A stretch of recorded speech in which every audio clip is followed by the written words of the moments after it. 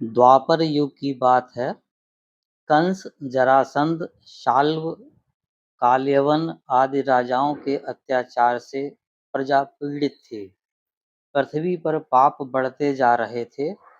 ऐसी स्थिति में पृथ्वी ने श्री विष्णु से अपने उद्धार की प्रार्थना की। तब भगवान विष्णु ने उन्हें सांत्वना देते हुए कहा, महर्षि कश्यप ने यदुकुल में वसुदेव के नाम से जन्म लिया है। उनका विवाह कंस की बहन देवकी से होगा। उसके बाद मैं देवकी के गर्भ से उत्पन्न होकर पापियों का नाश करूंगा। मेरा यह अवतार कृष्ण के नाम से प्रसिद्ध होगा। शेषनाग वसुदेव की दूसरी पत्नी रोहिणी के गर्भ से जन्म लेंगे और उनका नाम बलराम होगा। फिर उन्होंने लक्ष्मी जी की ओर देखा और कहा, हे देवी लक्ष्मी, आप वृषभानु की पुत्री राधा के रूप में जन्म लेंगी। इस प्रकार पृथ्वी सहित सभी देवगण बड़ी उत्सुकता से श्री कृष्ण के अवतार की प्रतीक्षा करने लगे। उन्हीं दिनों मथुरा में राजा उग्रसेन राज्य करते थे। उनका कंस नाम का एक पुत्र था। उग्रसेन जितने दयालु और प्रजा का ध्यान रखने वाले राजा थे, कंस उतना ही पापी, अधर्मी और दुराचारी था।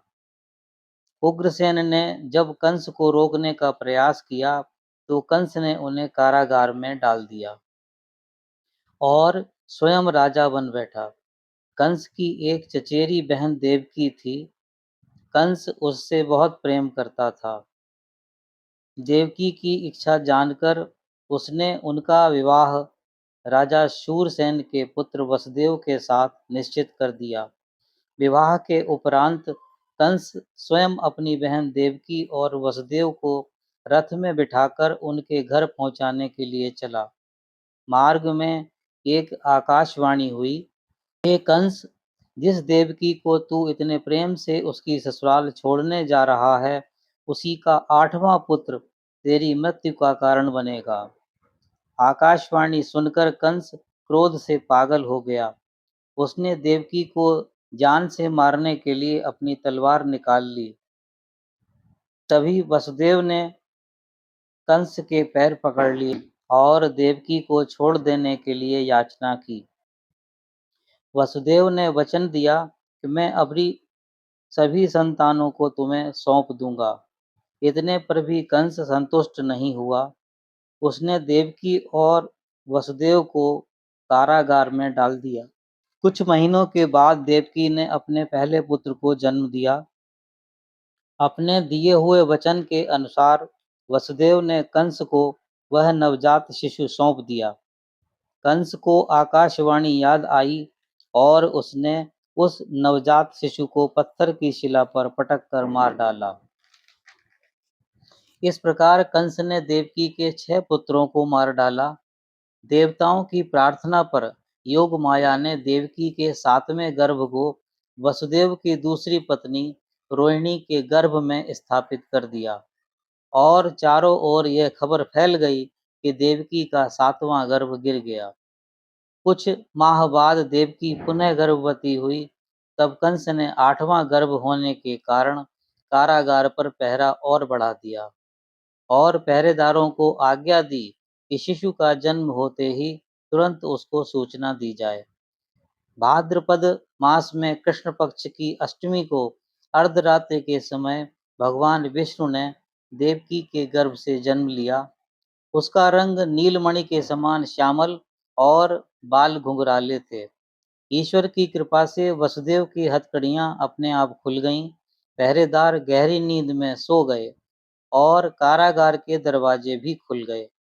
तभी आकाशवाणी हुई कि इस बालक को गोकुल पहुंचाकर यशोदा के बगल में लिटा दो और यशोदा की नवजात कन्या को लाकर देवकी के बगल में सुला लो।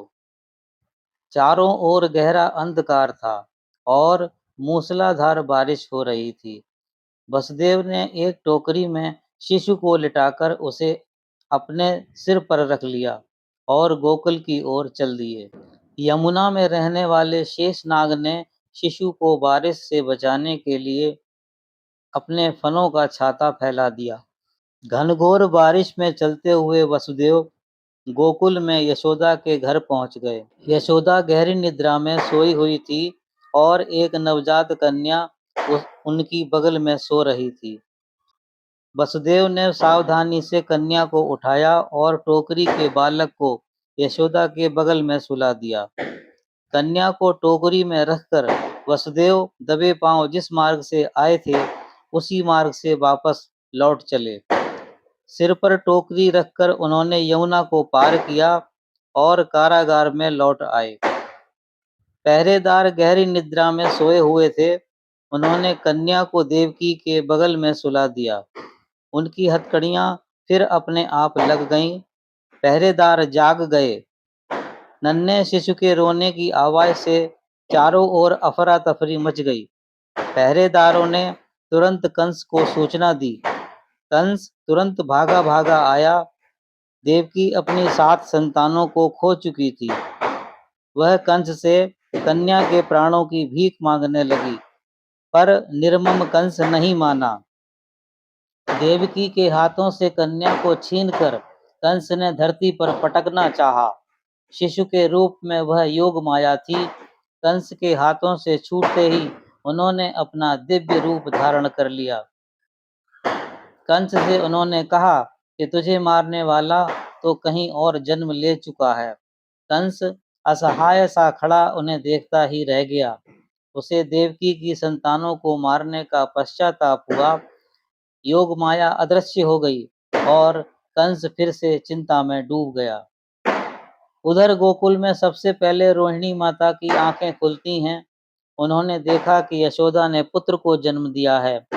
शिशु का सौंदर्य कुछ इतना निराला था कि सब लोग अपलक देखते रह जाते हैं।